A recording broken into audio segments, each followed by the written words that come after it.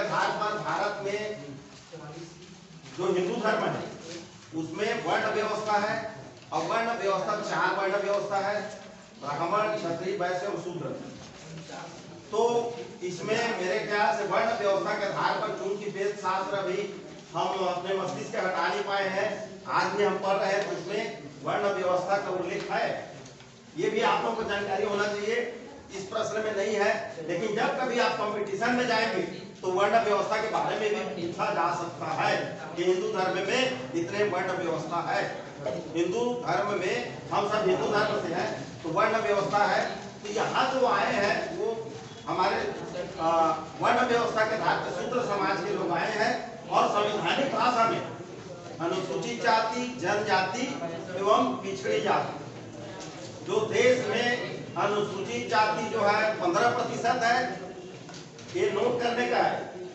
देश में अनुसूचित जाति 15% है, अनुसूचित जनजाति 7% है, और अन्य पिछड़ी जाति 52%। ये नोट कर लेना, ये जनसंख्या जनगणना के आधार पर मैं बोल रहा हूँ, ये नोटेबल है, नोट कर लेना आप लोग। तो साथियों, प्यारे बच्चों, हम सब अन्य समाज के महापुरुष को तो जानते हैं, लेकिन जिन्होंने हमारे लिए अपना सब कुछ न्यौछावर किया, सब कुछ परित्याग किया, अपने जीवन को कुर्बान कर दिए, अपने आप को होम कर दिए, तब कहीं आज हम सबको इस हालत में रहने का, जीने का, खाने का, चलने का, पढ़ने का अधिकार मिला। जैसे प्रश्न में कई जो प्रश्नोत्तर आपको मिला था, उसमें कई एक जगह इसी बात को लेकर प्रश्न पूछा गया है कि जैसे पूरे भारत में महिला शिक्षिका, प्रथम मुस्लिम महिला शिक्षिका कौन है? मुस्लिम। और ये खुशी की बात है कि लगभग ज्यादातर बच्चे इस प्रश्न को 100% हल किए हैं फातिमा से। चूंकि शूद्र समाज को पढ़ने लिखने का अधिकार नहीं था, आप सबको मालूम होना चाहिए। इसीलिए बोल रहा हूं कि हम सब आज जो पढ़ लिख रहे हैं वो हमारे किसी अपने कृत्य से नहीं है, हमारे महापुरुषों ने त्याग किया। और उसमें सबसे पहले जिसको बार बार पूछा गया है, महात्मा ज्योतिबा राव फुले, जो माली समाज के थे, और महात्मा ज्योतिबा राव फुले ने संघर्ष करके अंग्रेजों से शिक्षा का अधिकार लिए, तब कहीं जाकर हमको शिक्षा का अधिकार मिला। अन्यथा शूद्र समाज को किसी को पढ़ने लिखने का अधिकार नहीं था। नहीं तो यहाँ जितने बच्चे बैठे हैं, अपने दादा परदादा को बता दे कितना पढ़े लिखे, बिल्कुल जीरो। लेकिन महापुरुषों के संघर्ष के बदौलत हमको अधिकार मिला, और आज इस स्थिति में है। इसलिए उन महापुरुषों को जो हमारे लिए अपना सब कुछ न्यौछावर किए, और आपको पता होना चाहिए महात्मा ज्योतिबा राव फुले माली समाज के थे, जिसको हम लोग इधर मरार कहते हैं, मरार समाज के थे। और अब आप पूछ सकते हैं कि उनको शिक्षा कैसे मिली जब अधिकार नहीं था। तो मैं थोड़ा सा बताना चाहूंगा, एक कहानी है, हकीकत घटना है कि महात्मा ज्योतिबा राव फुले के पिताजी प्रश्न में आए, क्या नाम है? गोविंद राव फुले। गोविंद राव फुले जो है ब्रिटिश गवर्नमेंट के समय में वो उनका कर्मचारी थे, जो खेती मतलब फूल बगैर का काम, खेती गार्डनिंग का काम करते थे, गार्डन का काम करते थे, माली थे, तो गार्डन का काम करते थे। तो जब ज्योतिबा राव फुले छोटा था, उसको जब लेकर गए काम कर रहे थे उस जगह में, तो एक अंग्रेज का नजर पड़ा और उसको बोले कि ये तो कौन है? ये मेरा लड़का है। बोले तो बोले इसको क्यों नहीं पढ़ाते, इसको पढ़ाओ, इसको क्या कराओगे? तो बोले मैं मेरे जैसे इसको भी किसान बनाऊंगा या मजदूर बनाऊंगा। तो अंग्रेज बोले कि नहीं, इसको पढ़ाओ। तो बोले नहीं साहब, हमको तो पढ़ने लिखने का अधिकार नहीं है, हम कैसे पढ़े? तो कौन बोलता है पढ़ने का अधिकार नहीं है? नहीं, तो हमारे भारत में तो ऐसा है, हमको पढ़ने लिखने का अधिकार नहीं है। तो अंग्रेज ने, उनका एक स्कूल था इंग्लिश मीडियम का, उसमें महात्मा ज्योतिबा राव फुले को दाखिला दिए, और उसके कारण वो पहले पढ़ पाए। सार्वजनिक रूप से पढ़ने का अधिकार नहीं था, लेकिन अंग्रेज की हुकूमत थी, और जिसके कारण महात्मा ज्योतिबा राव फुले को स्कूल में दाखिला मिला, वो पढ़ लिख गए और मात्र 12वीं पास किया, मैट्रिकुलेट है महाराष्ट्र में। तो आपको बताना चाहता हूँ वो इतने इंटेलिजेंट थे और उसका एक मित्र था, वहीं एक पंडित था पेशवा ब्राह्मण। जब उसके शादी में उसको निमंत्रण दिया गया तो फूले जब गए वहां तो बारात में जो और जो ब्राह्मण थे फूले को धक्का देके निकाल दे, बोले ये कैसे आएगा, क्योंकि सूत्र जाति है। तो महात्मा ज्योतिबा फूले को बहुत धक्का लगा और वो अंत में अध्ययन किए और एक अध्ययन के हिसाब से उनको ये मतलब मिला रिजल्ट कि ये सब अशिक्षा के कारण है। शिक्षा बिना मति गई, मति के बिना गति गई, गति के बिना हमारा आर्थिक नुकसान हुआ, मान सम्मान गया और कुल मिला के शिक्षा के बिना सब कुछ गया। इस प्रकार उन्होंने पाया कि शिक्षा के कारण ही हमारा इस तरह से हमारे साथ अन्याय अत्याचार हो रहा है। तब कहीं महात्मा ज्योतिबा फूले संघर्ष किए और हंटर कमीशन, जब ब्रिटेन से भारत हंटर कमीशन आए तो उस कमीशन के सामने शिक्षा के बारे में महात्मा ज्योतिबा फूले ने भारत में शूद्रों की गति स्थिति क्या है उसको बताए। हंटर कमीशन समझते ना, आयोग, जैसे पीएससी जो है छत्तीसगढ़ पीएससी समझ रहे हैं, छत्तीसगढ़ सर्विस पब्लिक सेवा सर्विस जो कमीशन है, तो वो उस तरह से हंटर कमीशन आए भारत में। तो उन महात्मा ज्योतिबा फूले ने उनके बीच में भारत की शूद्रों की स्थिति को रखा, आर्थिक, सामाजिक, राजनीतिक और शैक्षणिक।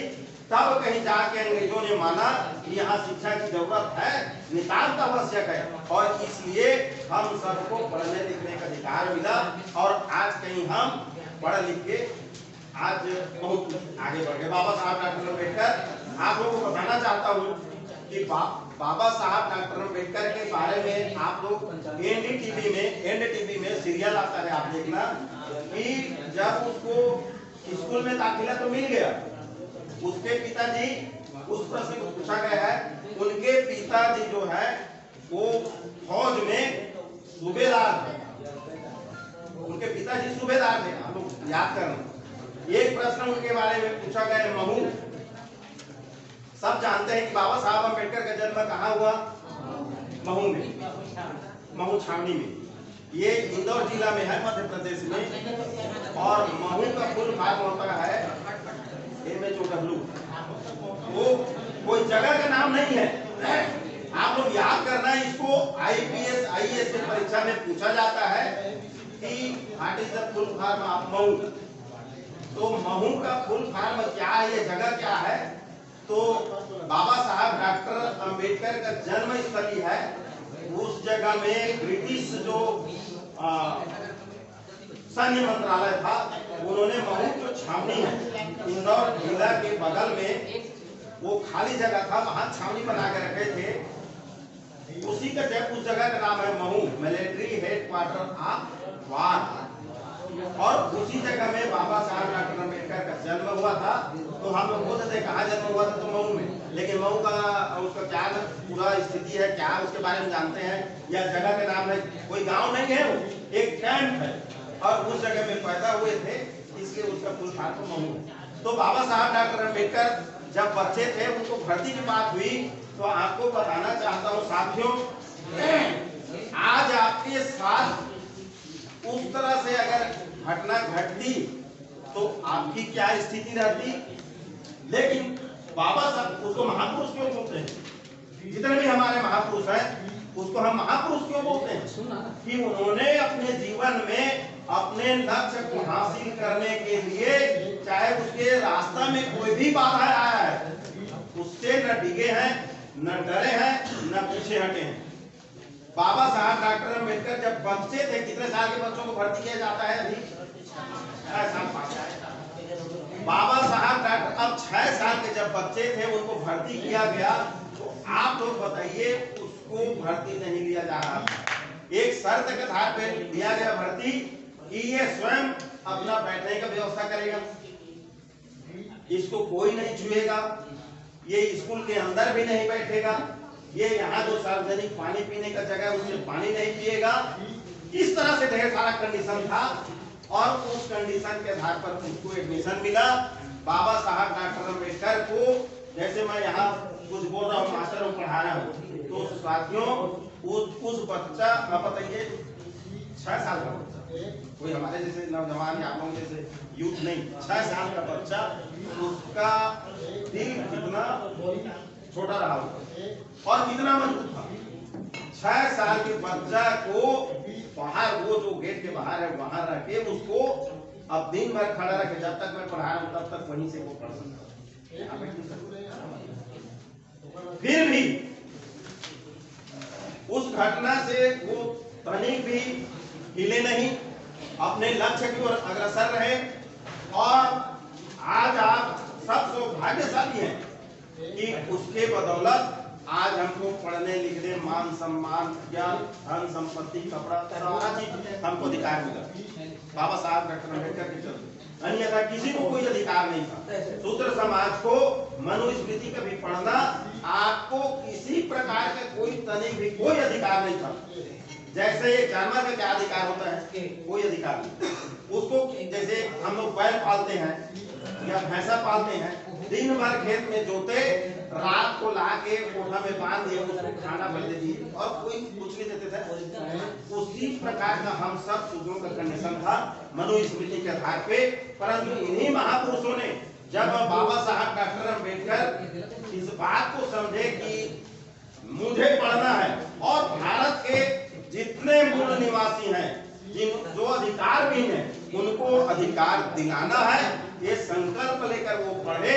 और हम सब सौभाग्यशाली हैं कि उनको अवसर मिला भारत के संविधान लिखने का, और वो संविधान में लिख दे आज आपके साथ किसी प्रकार का भेदभाव कोई नहीं कर सकता।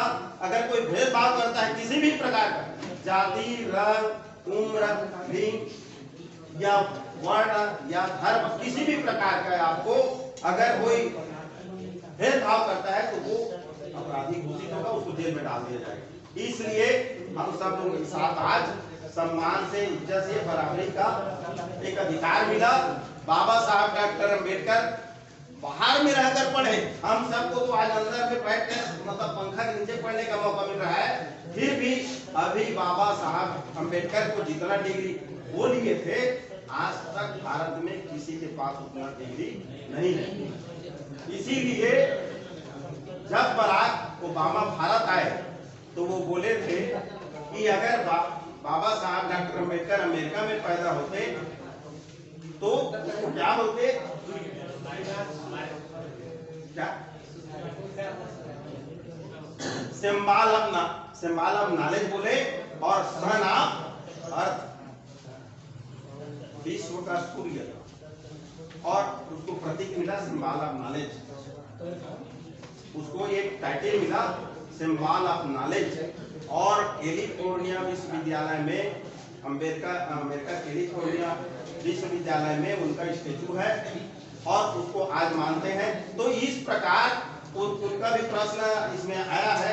तो ये सब जानना हमको जरूरी है। हमारे महापुरुषों के संघर्ष के बदौलत आज इतना हम पढ़ लिख के तैयार हो रहे हैं। आप सबको मालूम होना चाहिए कि किसी भी शूद्र को न्यायालय में गवाही देने का अधिकार नहीं, लेकिन आज मजिस्ट्रेट बन के बैठे हैं।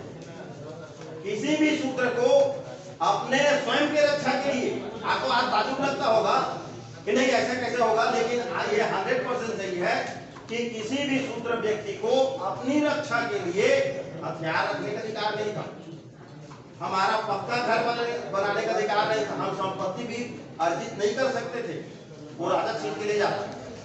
तो ऐसे व्यवस्था के बावजूद भी बाबा साहब डॉक्टर अम्बेडकर पढ़ लिख कर तैयार हुए, और पढ़ लिख के तैयार होने के बाद संविधान में हम सबको इतना अधिकार दिया कि जो व्यक्ति अपनी रक्षा के लिए हथियार नहीं उठा सकता वो सेना का अध्यक्ष बन सकता है, कोई गवाही नहीं दे सकता वो मजिस्ट्रेट बन सकता है।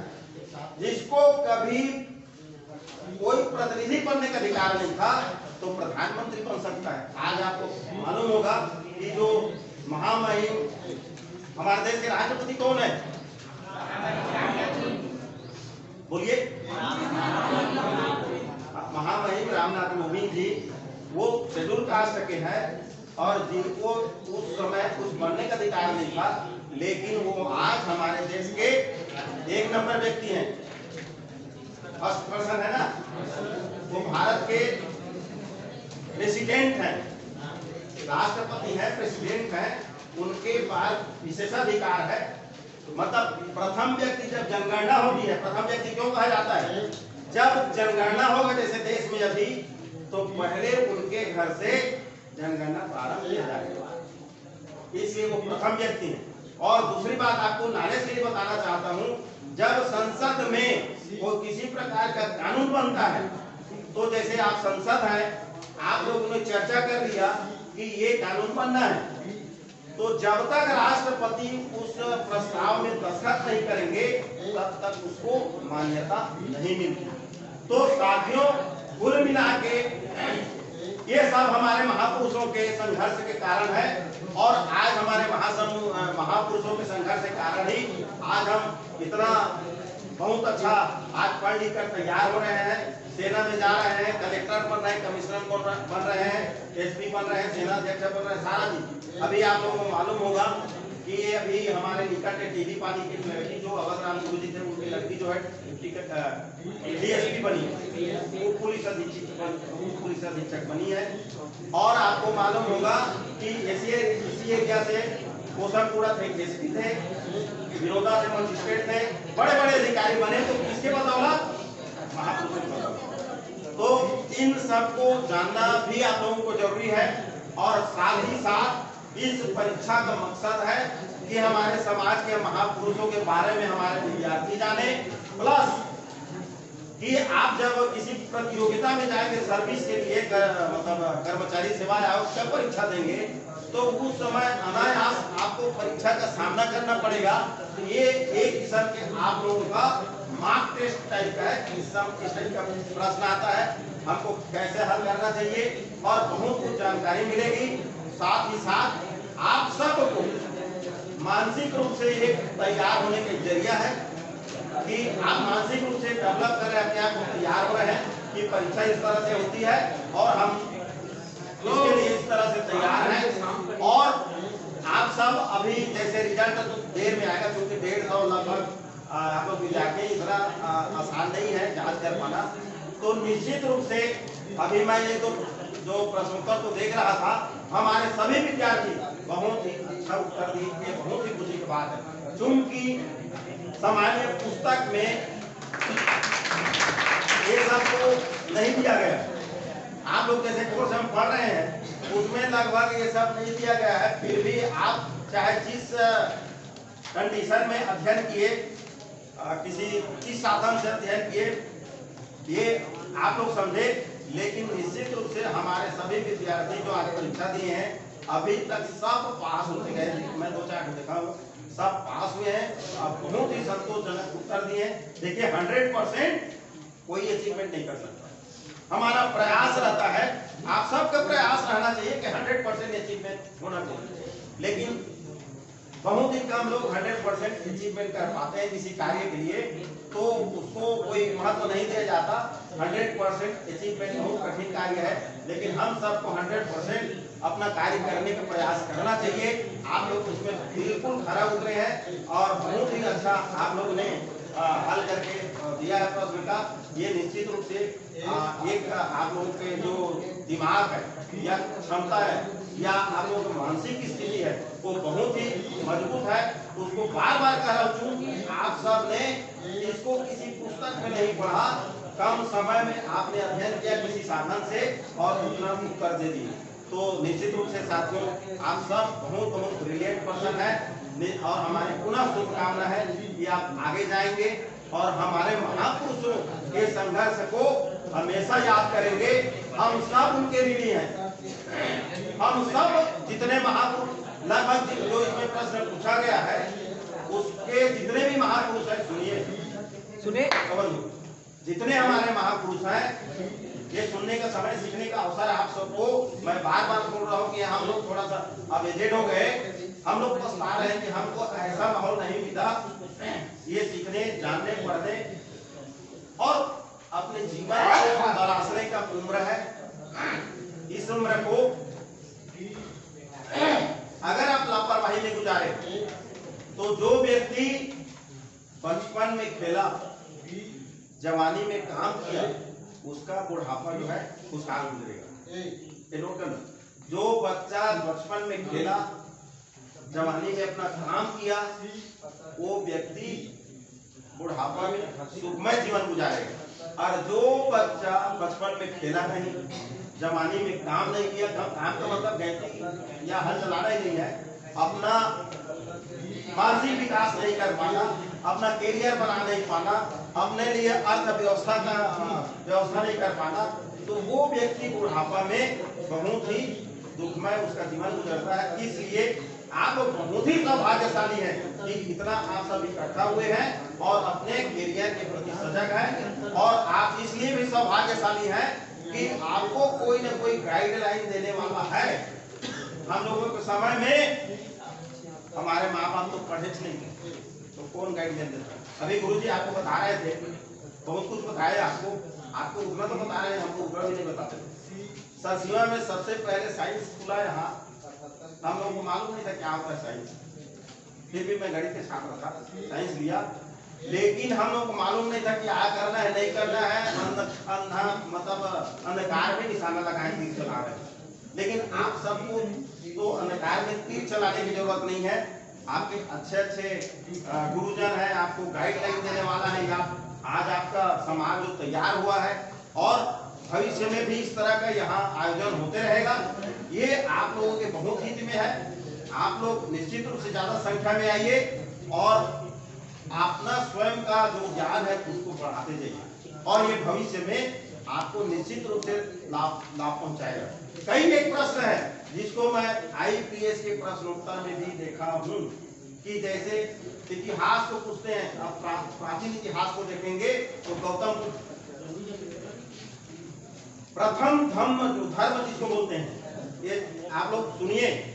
प्रथम धर्म की जो बात है, धर्म मतलब नैतिकता की बात, मानवता की बात, एक जीवन जीने का सूत्र था, एक जीवन जीने का समीकरण, एक जीवन जीने का नियम जो है किसी ने बनाया विश्व में, भारत में नहीं, विश्व में किसी ने कल्पना किया जीवन का, और जीवन को कैसे जिया जाए, कैसे सुखमय बनाया जाए, तो गौतम बुद्ध जी ने रिसर्च किया और उन्हीं के चेतना धर्म के कारण आज पूरा विश्व आज उसके विचार को मान रहे हैं। आज आपको पता होगा हमारे देश के प्रधानमंत्री जब अमेरिका जाते हैं तो वो रामकृष्ण के धरती से आया नहीं होता, आप लोग टीवी देख लेना, वो क्या बोलते हैं, मैं बुद्ध के धरती से आया।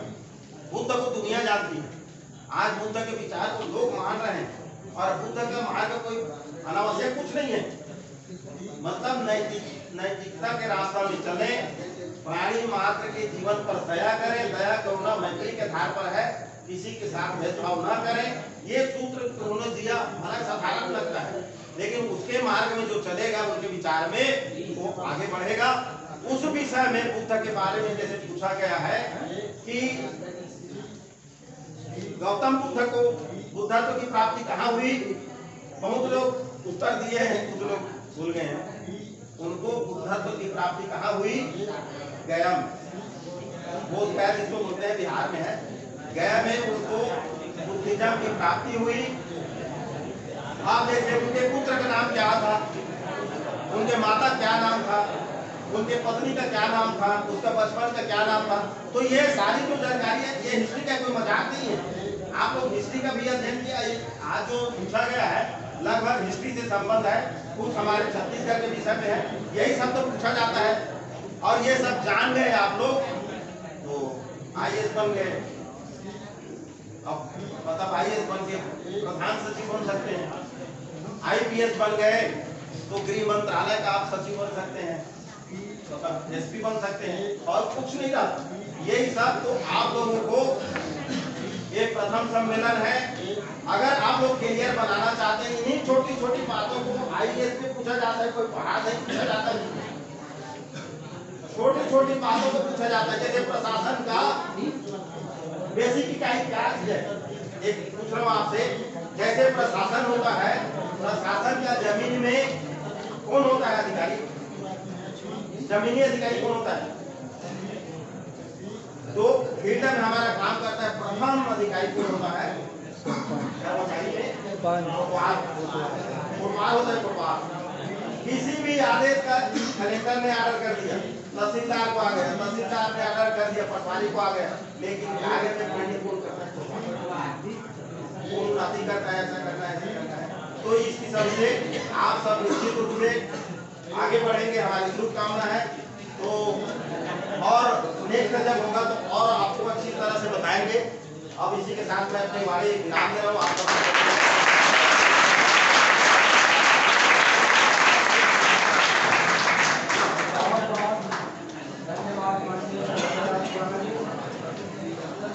साथीमान एक बार ध्यान देवा, एक क्वेश्चन ला एक आपके पेपर पर जांच करे में हमारा लगभग 15 मिनट से 20 मिनट की वक्त लगाते। एक तो प्रश्न पेपर जांच करे में 15 से 20 मिनट टाइम लगाते। दो तीन सेट के 3 सेट के 6 आदमी बैठा रहे हैं तो टाइम लगा। अभी आधा भी नहीं हो रहा, तो आप मन का सोचे तो रुकिया भी है आप मन तो हम रुके तैयार हैं। शांत से 7 बजे तक रुके चेक करके आप मन देखते सकते। अगर आप मन सुझाव घर जाओ हमारे व्हाट्सएप में बता तो भी आप मन सिखा सकते।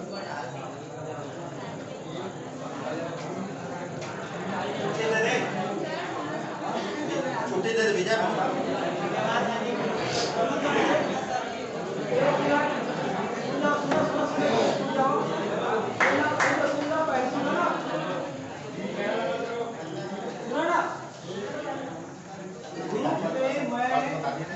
एक दिन और सम्मेलन ना 1 घंटा ये आप परीक्षा लिखे होकर देख और इनाम वितरण के डेट फिक्स कर देना। फिर आप मतलब बता दे वो आज तैयार हो कि आप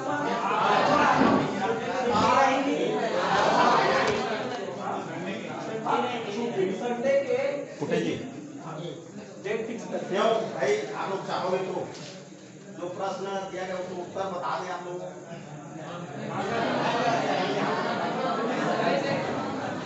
छुट्टी दे तो आप डेट फिक्स करके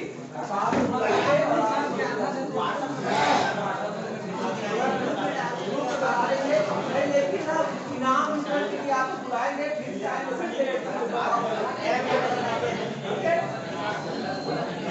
सही है।